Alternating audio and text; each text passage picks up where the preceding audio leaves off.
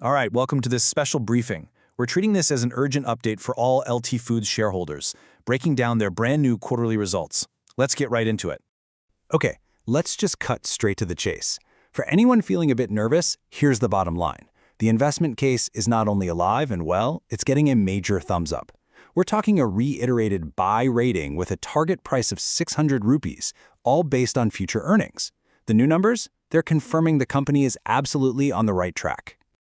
So what's fueling all this confidence? Well, it all starts right here with the top line. The company just put up a massive 19% jump in year-over-year revenue for the first quarter. I mean, that is a seriously healthy way to kick off the fiscal year, and it's the foundation for this whole positive outlook. But a 19% surge makes you ask the question, where exactly is all this new business coming from? So let's pop the hood and decode the company's growth engine to see what's really firing on all cylinders. And wow, just take a look at this. The growth is, well, it's everywhere. The main basmati segment grew a solid 18%. But the real story, the things that got me excited, are the volume numbers. The branded business volume skyrocketed by 22%, and the organic food segment just exploded by 32%. This is huge because it tells us growth is coming from real demand. More people buying more products, not just from jacking up prices.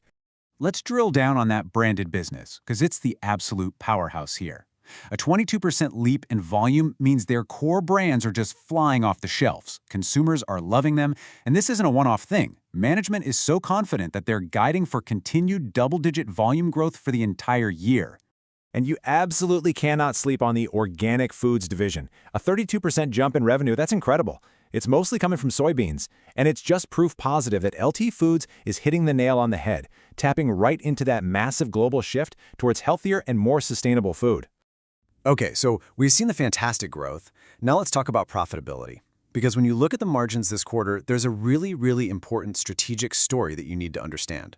So here's the puzzle. On one hand, you had a nice tailwind. Their gross margins actually went up because key ingredients got a little cheaper. Awesome, right? But on the other hand, their operating profit margin, the EBITDA margin, it actually went down. So what gives? How does that happen? Well, here's the twist. This wasn't an accident. It wasn't a sign of trouble. It was a choice, a strategic one. The company took the extra money they made from lower costs and decided to pour it right back into advertising and building up their brands. They chose to feed that top-line growth we just saw, trading a little bit of profit today for, hopefully, a lot more market share and brand loyalty tomorrow. And that big investment in their brand, it's all part of a much bigger plan, their global ambition. So let's see how that strategy is helping them conquer new territory around the world, because that's a huge piece of the long-term puzzle. First, you have to understand the incredible position they're starting from. As a country, India completely dominates the world's basmati rice exports. We're talking a jaw-dropping 80% of the entire global market. So LT Foods isn't just another company, they're operating from a fortress of strength. And they are pressing that advantage hard. Over in the UK, their new plant is up and running. But the real game changer? They just locked in deals with 4 of the biggest retail chains in the country. That's a huge win, expected to add around 800 million rupees in new sales. And it's not just the UK, the rest of Europe is on fire too, with 57% growth. Now let's hop over to North America, where the story is just as impressive. Their Royal brand is an absolute juggernaut. It has an incredible 54% market share of all basmati rice imported into the US, over half. On top of that, their Golden Star brand just became the #1 jasmine rice brand. It's no wonder management sees continued double-digit growth here. So let's tie this all together. We have roaring revenue growth, a very clear strategy on margins, and a global footprint that's getting bigger by the day.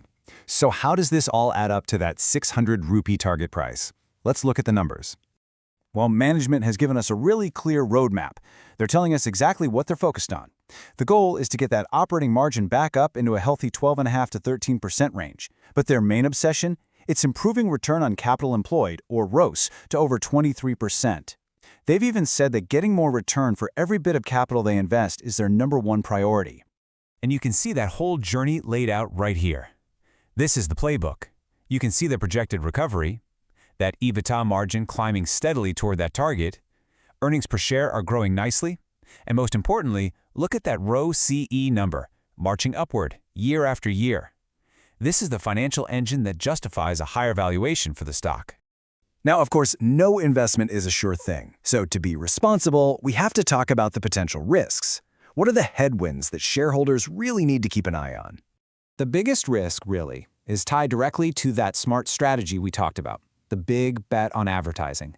They have to make sure that heavy spending keeps leading to strong sales growth. If it doesn't, it just eats into profit. That's number one. After that, you've got the usual suspects every shareholder should watch: the price of raw materials, like paddy, and of course, shipping costs. Both are stable now, but you always have to be vigilant.